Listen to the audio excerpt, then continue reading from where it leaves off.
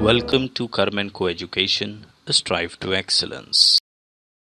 Hello friends, मैं अंकित कुमार आप लोगों का स्वागत करता हूं फिलोसफी दर्शन शास्त्र के लेक्चर में। यहाँ हम लोग डिस्कस करेंगे श्री अरविंद का दर्शन। ये लेक्चर पूरा हिंदी में होगा, यूपीएससी आईएएस एस्पिरेंट के लिए है। लेक्चर को शुरू करने से पहले मैं अपने डिटेल्स आपको बता देता हूँ। ये देखिए, ये मेरा टीचिंग एक्सपीरियंस है। मैं ऑलरेडी वेदांता इस अकेडमी रोहिणी में पढ़ा चुका हूँ यूपीएससी वाले स्टूडेंट्स के लिए, और फिलोसफी मेरा ऑलरेडी स्टडी IQ पे पेन ड्राइव कोर्स चल रहा है। अकेडमी पे भी मैंने पढ़ा है, बाकी डिटेल्स आप खुद से पढ़ सकते हैं। अगर हम बात करें टॉपिक की, तो आज हम यहाँ पे टॉपिक है अरविंद। अरविंद के दर्शन में हम क्या देखेंगे? विकास, प्रतिविकास और पूर्ण योग। ठीक है, इनको जिन नाम में जानते हैं वो भी देखेंगे। हम यह कोशिश करेंगे विकास और प्रतिविकास को एक साथ देखने की। ठीक है, विकास और प्रतिविकास को हम एक साथ देखेंगे और पूर्ण योग एक साथ देखेंगे, क्योंकि विकास प्रतिविकास से रिलेट होकर ही चलता है। ठीक, तो चलिए आइए शुरुआत करते हैं। और वीडियो को शुरू करने से पहले मैं आपको कोर्स की डिटेल्स दे देता हूँ और प्रीवियस ईयर के क्वेश्चंस भी दिखा देता हूँ। ये देखिए, जो पेपर है यूपीएससी CS मेंस 2018 का है। इसका सेक्शन बी में इस टाइम हम हैं, और सेक्शन बी में देखिए 8वें का C क्वेश्चन आपको दिख रहा होगा। इसमें क्या लिखा है क्वेश्चन में? श्री अरविंद के अनुसार विकास क्या है? उनके दर्शन में वर्णित त्रिबदित रूपांतरण के प्रक्रम और प्रज्ञानी प्राणी के स्वरूप की विवेचना कीजिए। ठीक है, तो इस तरह से अरविंद का क्वेश्चन आया हुआ 2019 के पेपर में। हम देख लेते हैं, या 2018 में है ये। 2019 में 8वां जो क्वेश्चन है उसका B पार्ट दिया गया है। अरविंद के दर्शन की तत्व मीमांसा योजना में अति मानस और अद्वितीय स्थिति की व्याख्या कीजिए। तो जब हम पूरा लेक्चर को समझ लेंगे तो आप इन दोनों क्वेश्चन को ठीक से अटेम्प्ट कर पाओगे। ठीक है, चलिए आइए चलते हैं लेक्चर की तरफ।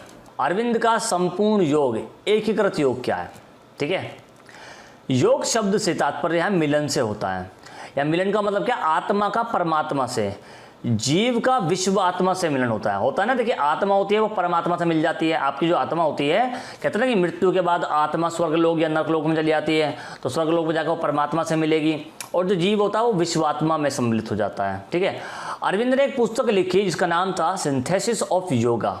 ठीक, उन्होंने इसमें बताया कि पुरानी योग विद्या जो है वो व्यक्तित्व के किसी एक अंग को ही स्पर्श करती हैं। ठीक है, जो पुरानी योग विद्या जो है वो क्या होती थी? व्यक्तित्व के किसी एक अंग को ही स्पर्श करती थी, अतः वे आंशिक हैं। जबकि अरविंद एक ऐसे योग का प्रतिपादन करते हैं जिसमें हठ योग, राजयोग, कर्म योग एवं भक्ति योग का उचित समन्वय है। ठीक है, किसकी बात कर रहे हैं यहाँ पे? हठ योग, राजयोग, कर्म योग और भक्ति योग को मिलाने की बात करें कि ऐसे योग की वो कल्पना करते हैं, ऐसे लोग का प्रतिपादन वो करते हैं जहाँ पे चारों योग को एक साथ मिला के एक ही बार में किया जाएगा, जहाँ चारों योग जो है आपको 4 प्रकार से फल पहुँचाएंगे। हठ योग क्या है? देखिए, हठ योग में क्या होता है? शारीरिक अनुशंसाओं पर ध्यान दिया जाता है, यानी कि आपका जो शरीर है उसकी जो अनुशासनात्मक प्रवृत्ति है, उसकी जो व्याख्या अनुशासनात्मक, ठीक है, उस पर यहाँ ध्यान दिया जाता है कि आपको हमेशा शरीर को अपने अनुशासन में रखना होगा। राजयोग में क्या होता है? यहाँ पे मन पर ध्यान केंद्रित किया जाता है, यहाँ पे अपने मन को स्थिर किया जाता है, मन को एकाग्र किया जाता है, मन को भटकने से रोका जाता है। ठीक, और अरविंद के अनुसार जो है वो विकास यानी कि आरोहण प्रक्रिया का चरम लक्ष्य दिव्य जीवन की स्थापना कर रहा है। ठीक है, क्योंकि चरम लक्ष्य की बात कर रहे हैं, और चरम लक्ष्य आपको कहाँ मिल सकता है? जब आपका जो जीवन है वो दिव्य रूप में स्थापित होगा, आप एक दिव्य पुरुष की तरह व्यवहार करोगे। ठीक है, और ऐसी स्थिति में प्रश्न उठता है कि धरती पर इस दिव्य जीवन का आविर्भाव कैसे हो? क्योंकि दिव्य जो शक्तियां हैं वो तो देवलोक में रहती हैं, जो देवलोक है, परलोक है हमारा, ठीक है, वो तो उसमें रहती हैं। तो दिव्य शक्तियों की बात हम धरती पे कैसे कर सकते हैं? क्या आज तक किसी ने ऐसी दिव्य शक्तियों को देखा है धरती पे? तो इसके उत्तर में अरविंद बताते हैं कि मानव का दैविक रूप में रूपांतरण 3 चरणों से होता है। ठीक है, मानव का दैविक रूप में रूपांतरण कितने 3 चरण से होता है, यानी कि मानव अपने आप में जो रूप है उसमें भी उसका दैविक रूप हो सकता है। ठीक है, लेकिन उसके लिए 3 चरण मुख्य हैं। वो 3 चरण है वो निम्नलिखित है, मैं अभी आपको बताता हूं। पहला चरण क्या है? आत्मिकता की प्रक्रिया। पहला होगा आत्मिकता की प्रक्रिया। इसके साथ तहत क्या होगा? जीवात्मा अपने भीतर आत्मीय शक्ति को जागृत करता है। जो जीवात्मा होती है वो अपने भीतर क्या करती है? आत्मीय शक्ति को जागृत करती है, कि जो हम हैं, हमारे अंदर की आत्मीय शक्ति, हम इसको जागृत करते हैं, यानी कि हम ध्यान लगा करके, ठीक है, ध्यान की शक्ति में जाकर के अपनी अंतर शक्ति को आवाज देते हैं, अपनी अंतर शक्ति को जगाने की कोशिश करते हैं। अगला क्या है? आध्यात्मिकता की प्रक्रिया। इसके तहत क्या होता है? आत्मा को आबादित एवं विस्तारित करते हैं हम। यानी कि जो हमारी अंदर आत्मा है, ठीक है, हमारी जो अंतरात्मा है उसका हम आध्यात्मिक ज्ञान की लेने की कोशिश करते हैं, कि उसको अध्यात्म के द्वारा हम प्राप्त करने की कोशिश करते हैं।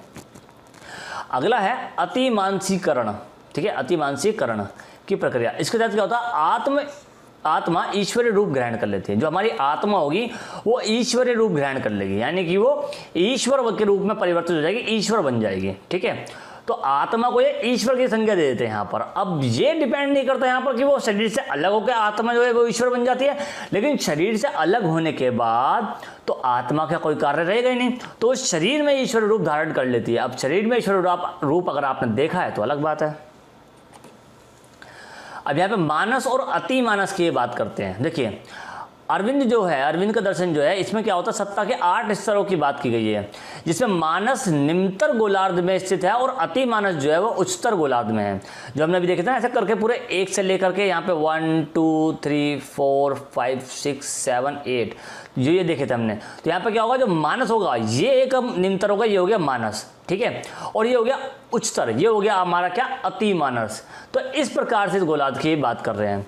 मानस और अति मानस में कुछ अंतर हैं, क्या अंतर है वो देख लेते हैं। देखिए मानस क्या होगा, मानस अति मानस से ना तो पूर्णता भिन्न है और ना ही उससे स्वतंत्र है। क्यों? क्योंकि देखिए मानस यहाँ पर है तो ये एक के बाद एक ऊपर उठता जा रहा है, तो इससे भिन्न नहीं है, इससे बहुत अलग नहीं है। हाँ यहाँ पे से ज्ञान की प्राप्ति अधिक हो गई, लेकिन यहाँ पर भी कुछ तो ज्ञान होगा, जितनी अवस्था थी उतना ज्ञान तो इसको होगा, ठीक है। और इससे स्वतंत्र भी नहीं है, क्योंकि यहाँ से ये रूप यहाँ तक पहुँचेगा हर हालत में, ठीक है। तो वास्तव में जो मानस है वो अति मानस का ही अविकसित रूप है, क्योंकि ये है मानस और ये अति मानस। जब ये नीचे की तरफ जाएगा तो हमने कहा था अविकास की, यानी कि अज्ञान की बात होगा। तो जो मानस हो गया वो अति मानस का ही अविकसित रूप हो गया, यानी कि हम ये कह सकते हैं एक प्रकार से हम ये भी कह सकते हैं कि जो अति मानस है वो मानस का ही विकसित रूप भी है, ठीक है। इस मानस में अति मानस के उच्चतर स्तर तक उठने की आकांक्षा निहित है, ठीक है। देखिए मानस में क्या होगा, अति मानस के उच्चतर स्तर तक उठने की, यानी कि मानस नीचे था और अति मानस यहाँ तक ऊपर जाने तक की जो है उसकी आकांक्षा है कि भाई वो ऊपर तक जाएगा। और इसी योग्यता के कारण मानस विकास की प्रक्रिया को प्राप्त करने में समर्थ होता है, क्योंकि ये मानस जो है ये विकास की तरफ बढ़ता है, अति मानस की तरफ बढ़ता है, यहाँ पे बढ़ता है, ठीक है। तो यही जो है वो विकास की प्रक्रिया को प्राप्त करता है। अति मानस विकास की प्रक्रिया को प्राप्त नहीं करता, वो अविकास की प्रक्रिया को प्राप्त करता है, ठीक। अरविंद कहते हैं आगे कि अति मानस उच्चतर एवं दिव्य चेतन है, क्योंकि अति मानस तो यहाँ पर है टॉप पे।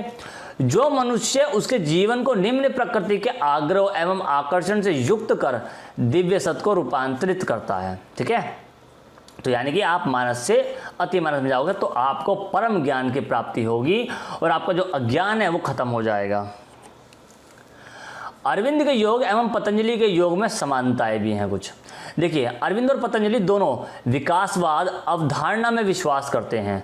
दोनों मानते हैं कि जगत विकास का परिणाम है, क्योंकि जगत जो है, भाई एक बात सोचिए, पहले जगत क्या था, कुछ भी नहीं था, फिर धीरे धीरे इसमें सृष्टि का निर्माण हुआ, पेड़ पौधे आए, जीव जंतु हुए, नदी झरने बने, पर्वत बने, तो धीरे धीरे सब विकास हुआ। तो विकासवाद की एक अवधारणा ही है ये, ठीक है।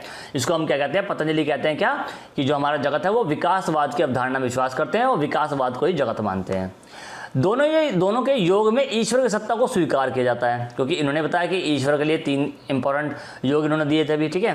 ये दोनों ही मानते हैं कि जगत का विकास यांत्रिक ना होकर के उद्देश्यपूर्ण है, यानी कि एक प्रकार से यंत्रों पे आधारित नहीं है जगत का विकास, ये उद्देश्यपूर्ण है। जब जगत का विकास हुआ है तो इसका अपना कोई ना कोई एक उद्देश्य है, बिना उद्देश्य के जगत का विकास संभव नहीं है, और जगत का विकास के पीछे कोई ना कोई कारण है, जब तो उसका उद्देश्य है।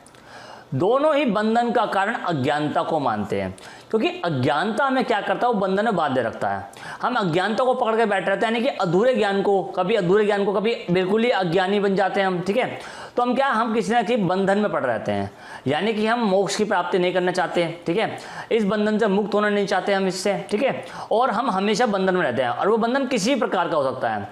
क्या वो रक्त संबंध बंधन हो सकता है, रिश्ते नाते संबंध बंधन हो सकता है, या अन्य प्रकार का कोई बंधन हो सकता है, या फिर मोह माया से लीन बंधन भी वो हो सकता है। इसमें दोनों ही मानते हैं कि जगत का विकास भौतिक तत्वों से हुआ है। जगत का विकास जो है वो विभिन्न प्रकार के भौतिक तत्वों से हुआ है, और ये भौतिक तत्व कैसे होते हैं, जैसे कि अग्नि, जल, वायु, पवन, ठीक है। इन प्रकार की बात हम यहाँ करते हैं इसमें भौतिक तत्वों में। सांख्य दर्शन में क्या होता है, प्रकृति से ही जगत का आविर्भाव होता है। सांख्य दर्शन में क्या बोलते हैं कि प्रकृति से ही जगत का आविर्भाव हुआ है, यानी कि प्रकृति से ही जगत का उद्भव हुआ है, और प्रकृति जगत का विरोधाभास भी होता है। ठीक है, और आविर्भाव विरोधाभास का, जब एक हो जाते हैं तो वो प्रकृति का निर्माण करते हैं, और जब अलग अलग हो जाते हैं तो प्रकृति का विनाश करते हैं। इसी प्रकार जो अरविंद है, अरविंद का दर्शन है, उसमें पूर्ण योग में सच्चिदानंद विकास प्रक्रिया के आदि एवं अंत दोनों में ही को माना गया है। ठीक है, और दोनों ही मन के संयम एवं नियंत्रण की बात करते हैं, क्योंकि दोनों में क्या होता है, मन को संयम करने की बात है, नियंत्रित करने की बात है। यानी कि आपका मन जब यहाँ वहाँ भटकेगा तो आप उसे केंद्रित करोगे। आपका मन अगर मोक्ष को, साधु को छोड़ करके अलग दिशा में जाएगा तो आप उसको कंट्रोल करोगे। आप अपने मन को ध्यान लगाने पर केंद्रित करोगे, परम सत्य की खोज करोगे, शांति का भाव बनाओगे और चरम लक्ष्य की प्राप्ति करोगे। यानी कि सुख और दुख को समान मात्रा में आप ग्रहण करने की कोशिश करोगे, ना आपको सुख की लालसा होगी, ना दुख का कोई गम होगा। ठीक है, इस प्रकार से आप अपने मन को स्वयं नियंत्रित करोगे। अरविंद एवं पतंजलि के योग में विशेषता क्या, विषमता क्या है? ठीक है ना, देखिए पतंजलि के योग में ईश्वर जीवन का चरम लक्ष्य नहीं है। पतंजलि के योग में क्या है, जो ईश्वर है वो जीवन का परम लक्ष्य नहीं माना गया है, इसका केवल व्यवहारिक महत्व माना गया है। जबकि अरविंद के योग में सच्चिदानंद जो है वो सर्वोच्च स्तर पर है, और इसी प्रक्रिया को अंतिम लक्ष्य भी माना गया है कि सच्चिदानंद को जो हमने सबसे ऊपर रखा है, और इसको हम कहते हैं कि यही सर्वोच्च लक्ष्य है, हमें सच्चिदानंद की ही प्राप्ति करनी है जिससे कि हम मोक्ष की प्राप्ति कर सकें। पतंजलि का जो योग है वो द्वैतवादी है, और जबकि अरविंद का योग जो है वो अद्वैतवादी होता है, पूर्ण रूप से अद्वैतवादी है। देखिए पतंजलि का योग जो है वो द्वैतवादी रहेगा, लेकिन अरविंद का जो योग होगा वो पूर्ण रूप से अद्वैतवादी होगा। पतंजलि के योग में पहले आविर्भाव होगा, उसके बाद तिरोभा भाव होगा। ठीक है, तिरोभाव होगा। जबकि अरविंद के योग में क्या होगा, पहले प्रतिविकास होगा, उसके बाद विकास होगा, क्योंकि हम क्या कर रहे हैं अरविंद में, यहाँ से यहाँ जा रहे हैं। ठीक है, तो यहाँ पर क्या था हमारा प्रतिविकास, और यहाँ तक जाता था हमारा विकास हो जाता है। ठीक है, पतंजलि के योग में दो प्रकार के मूल तत्व हैं।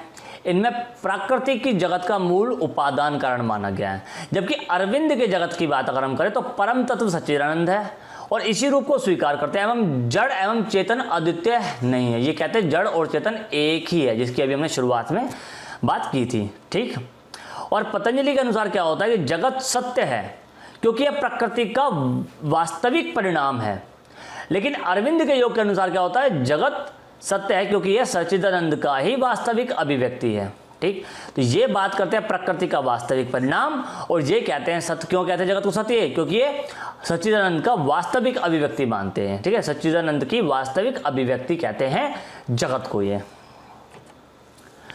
पतंजलि के योग में व्यक्तिगत प्रयास को महत्वपूर्ण माना गया। जब व्यक्ति खुद से प्रयास करता है, खुद से अपने शरीर को कष्ट देता है, खुद से अपने शरीर पर बल करता है, और अरविंद योग में व्यक्तिगत के साथ साथ सामाजिक प्रयासों को भी महत्वपूर्ण माना गया है। ठीक है, पतंजलि के योग में व्यक्तिगत मुक्ति की बात की गई है, जबकि अरविंद के योग में सामूहिक मुक्ति की बात की गई है। ठीक, पतंजलि योग में क्या किया गया, पतंजलि के योग में व्यक्तिगत मुक्ति की बात की गई है, और अरविंद के योग में सामूहिक मुक्ति की बात ही की गई है।